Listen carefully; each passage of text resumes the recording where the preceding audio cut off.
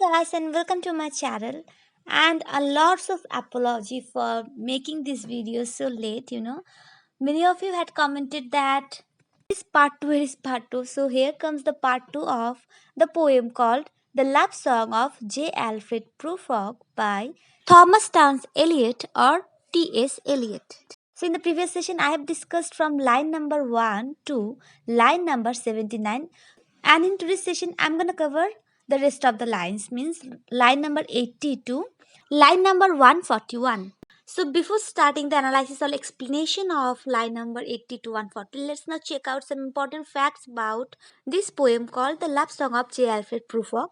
So this poem was first published in Poetry, a magazine of verse, but then it was published in T.S. Eliot's first collection of poetry named Prufrock and Other Observations in 1917. And the original title of this poem was Prufrock Among Other Women. Okay. So friends, now let's start the explanation. So at first we have line number 80 to 84.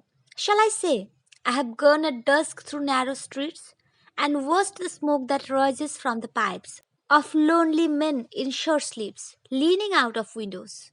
I should have been a pair of ragged claws scuttling across the floors of silent seas. So here Prufrock is saying that should I tell her that I have come from these narrow streets, and while coming through these narrow streets I saw some lonely men or people who were smoking pipes. They were looking outside the windows. Friends, here the phrase lonely man also signifies Prufrock's situation because he is also lonely, okay? Then he's saying that my condition is better if I were an animal who have ragged claws. So here friends, Prufrock is talking about crabs because crab has ragged claws. So actually crab speedily runs under the floor of seas, and a crab has two claws to protect themselves, and likewise this Prufrock also wishes to have two claws. Actually, friends, here he is trying to escape from reality. Here, Prufrock reduces himself to an animal, okay, who actually lived alone and sheltered at the bottom of the dark ocean. And Prufrock is also trying to escape from reality. So, after this, we have line number 85 to 96. And the afternoon, the evening sleeps so peacefully, smoothed by long fingers, asleep, tired, or it malingers, stressed on the floor, here beside you and me. Should I, after tea and cakes and ices, have the strength to force the moment to its crisis? But though I have wept and fasted, wept and prayed, though I have seen my head grown slightly bald, brought in upon a platter, I am no prophet, and here's no great matter. I have seen the moment of my greatness flicker, and I have seen the eternal footman hold my coat and sneaker, and in short, I was afraid. So, friends, in the line number 85, 86, and 87, 88, Prufrock is saying that after the afternoon, this evening is sleeping so peacefully. It seems that with so much love, someone lulled this evening to sleep. It is tired, this evening is tired, or this evening is making excuses to sleep. It stretched itself on the floor, here beside you and me. Friends, there is some confusion that whether Prufrock here is talking about the evening or one cat. Here, another explanation of these lines, line number 85 to 88, is that here he is talking about a cat, okay? The cat is sleeping so peacefully. It seems that it is tired or making excuses of being tired, and it stretched itself on the floor here beside Prufrock and Prufrock's lover. Then from line number 89 to line number 90, Prufrock is saying that after eating tea, snacks like cake and ice cream, he will tell the lady his feelings. Okay, so here friends, Prufrock is making excuses that he can tell the lady his feelings if he will eat tea and snacks like cakes, ice creams, etc. Okay. After this, we have the next two lines, means line number 91 and 92. Here, Prufrock is saying that he wept for the lady, for his lady love. He kept first for her. He prayed for her. And Prufrock is thinking that he is becoming bald. It seems to him that after cutting his head is brought on a platter in front of the lady. It means that he is thinking that his head is presented in front of the lady.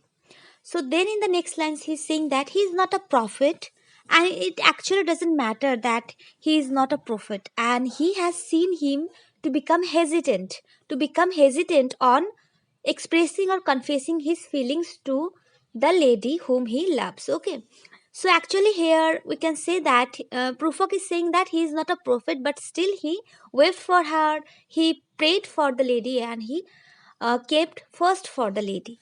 Friends, here flicker means hesitation. Okay, and then we have line number 95. Here, Prufrock is saying that he has seen the god of death to hold his coat, and the god of death actually snickers or smiles over the foolishness of Prufrock. And then in the line number 96, Prufrock is saying that, in short, I was afraid. Means he is afraid, he is very afraid. So after this, we have line number 97 to 108. And would it have been worth it? After all, after the cups, the marmalade, the tea, among the porcelain, among some talk of you and me, would it have been worthwhile to have bitten off the matter with a smile, to have squeezed the universe into a ball, to roll it towards some overwhelming question, to say, I am Lazarus, come from the dead, come back to tell you all, I shall tell you all. If one, settling a pillow by her head, should say, that is not what I meant at all, that is not it at all. So, here from line number 97 to 99, Prufrock is saying that would it be right, or would it worth that after eating jam, after having jam, here marmalade means jam, okay, and after eating tea while watching the porcelain cups, friends, here porcelain means the cups which are made with china clay, or we can say china wares or crockery. So while watching the porcelain, we means Prufrock and his lady love have some conversation, and in between the conversation Prufrock can tell the lady his feelings. And here Prufrock is saying that it is possible or not, it is possible to express or confess my feelings to the lady in this way or not. After this we have the rest of the lines. Here Prufrock is saying that it would be very odd if I can present my marriage proposal to the lady while smiling. It means that Prufrock is preparing to tell the lady, to confess the lady his feelings while smiling, means casually, okay? Then he's thinking that he have to put great efforts to propose the lady. It is like for him, or to proposing her is like for him to squeeze the universe into a ball. It means that it is quite hard, or we can say impossible, to propose the lady for marriage, okay?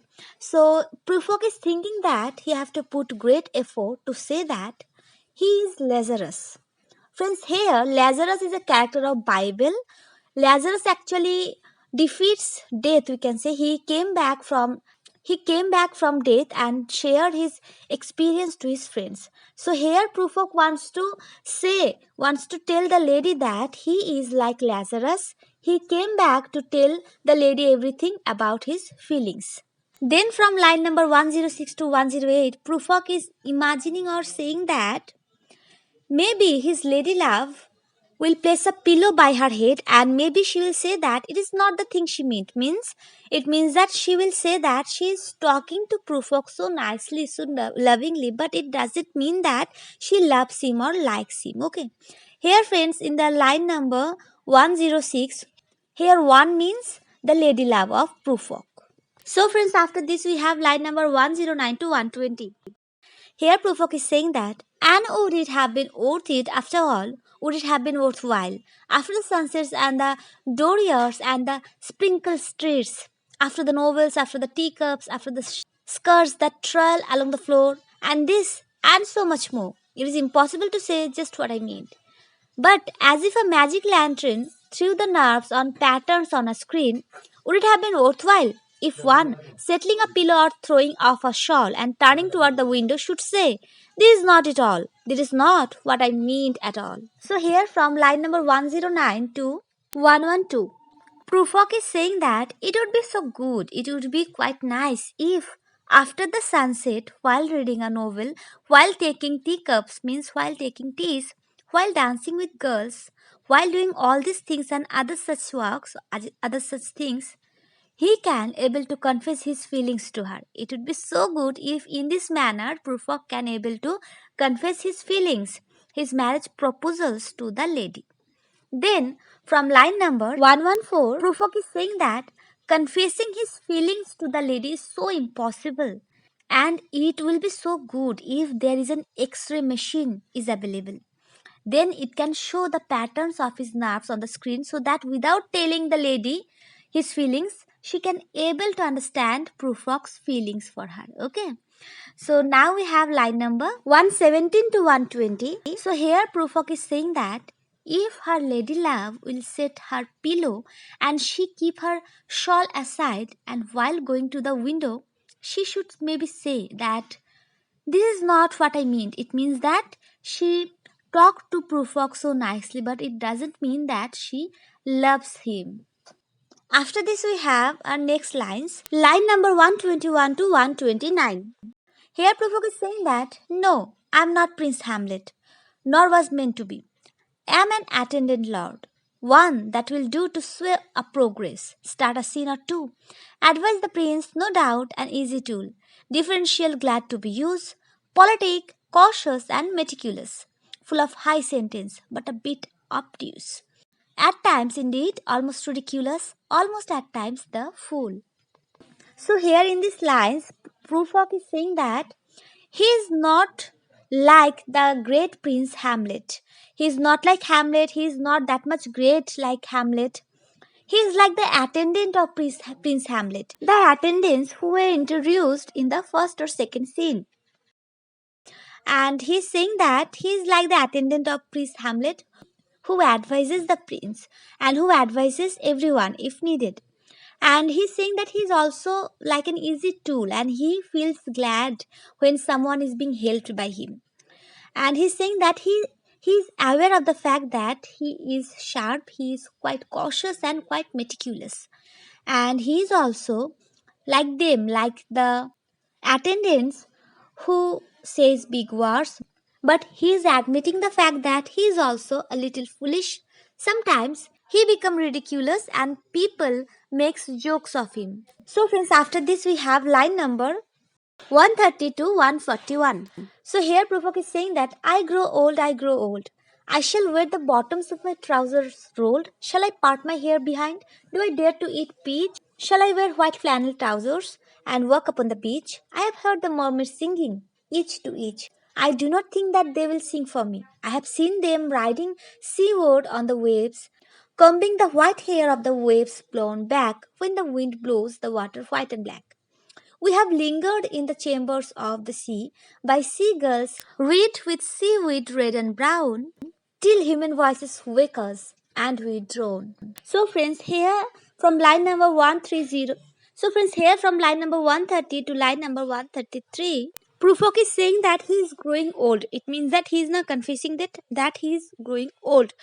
After this, he is saying that he should roll or fold his trousers so that he can look quite fashionable and quite younger. Then in the third line, he is saying that shall I comb my hair behind? It means that shall he comb his hair backwards in order to cover the bald part of his head. Then he is also asking that do I dare to eat peach? It means that he can eat peach or not. After this, in the fourth line, he is saying that in order to look younger, he will definitely wear a white trouser and he will walk on beach. Okay. After this, in the line number 134, he's saying that he has heard the mermaids singing each to each. It means that he heard that in the beach there are mermaids, okay, and the mermaids also sing songs. So if he go to the beach, then he don't think that for him those mermaids will sing. Then from line number 136 to 138, Prufrock is saying that he has seen the mermaids riding on the sea as well as riding on the waves of sea. And as they ride on the sea foams, or we can say ride on the seaward waves, that's why the foams of the sea are disturbed because of them. It is because because when the mermaid rides on the sea waves and when wind blows, then it moves or it disturbs the white bubbles, or we can say white foams of the sea, and thus the sea water looks dark. So after this, in the last three lines, Prufrock is imagining that he is with the mermaids and they are in the middle of the sea, and he is having fun with them, and the mermaids give him a necklace, or you can say a garland. But at this point, some human voices wake us. It means that he was in dream. He was dreaming that he is with mermaids. So it means that he was escaping from reality. Okay. But suddenly some human voices wake him, and then his dreams get drowned. So friends, that's it. That's it for today. And this was the explanation of the poem called Love Song of J. Alfred Prufrock by T.S. Eliot.